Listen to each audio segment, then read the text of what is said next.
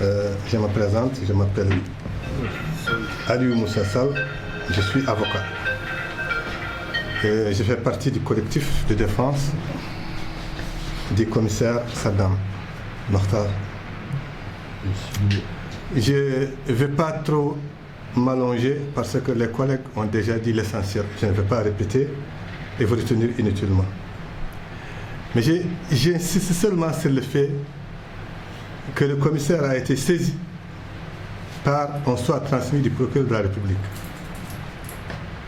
en exécution d'une plainte d'un citoyen. C'est une procédure de routine ordinaire. Et je vais dire tout simplement, je le dis parce que notre client Saddam a agi dans l'exécution des ordres du procureur en tant qu'officier de police judiciaire. Cela veut dire beaucoup de choses.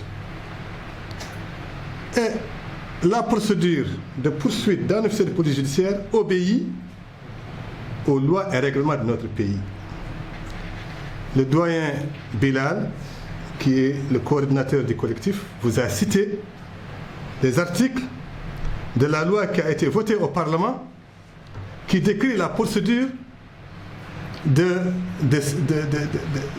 sanction d'un officier de police judiciaire qui a commis une faute grave. Il faut l'intervention du procureur général près de la Cour d'appel qui saisit la chambre d'accusation et c'est la chambre d'accusation qui prend une décision. Cette procédure n'a jamais été appliquée.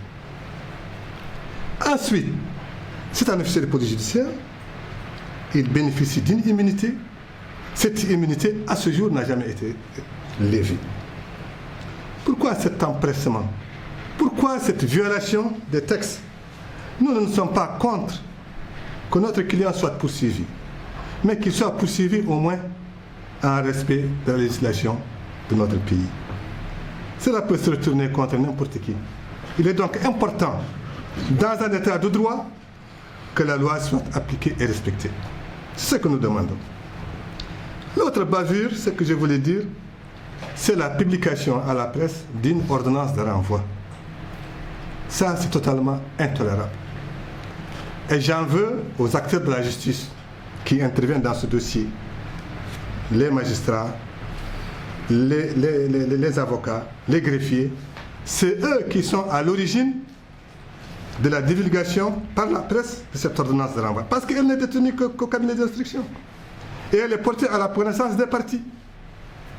Comment se fait-il qu'une ordonnance de renvoi soit publiée à la presse alors que la Constitution prévoit que toute personne est présumée innocente jusqu'à ce qu'un tribunal compétent le condamne et il faut que la condamnation soit définitive et irrévocable. Cela veut dire qu'il faut que la Cour d'appel confirme, il faut que la Cour suprême confirme. Où est-ce qu'on est dans tout ça?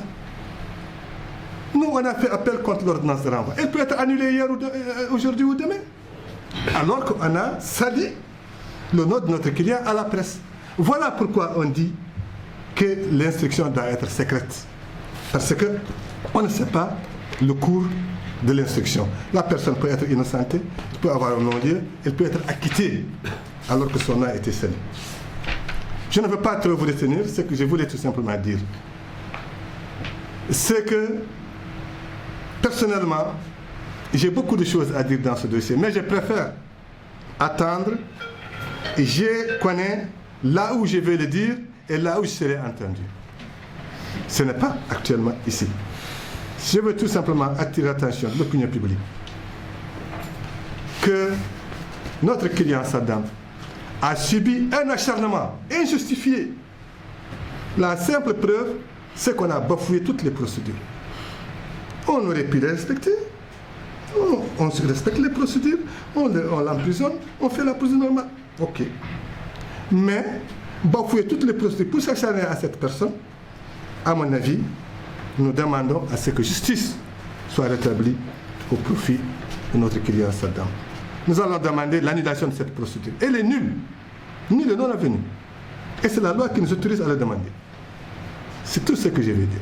Et je vous remercie, je vais donner la parole à... Merci.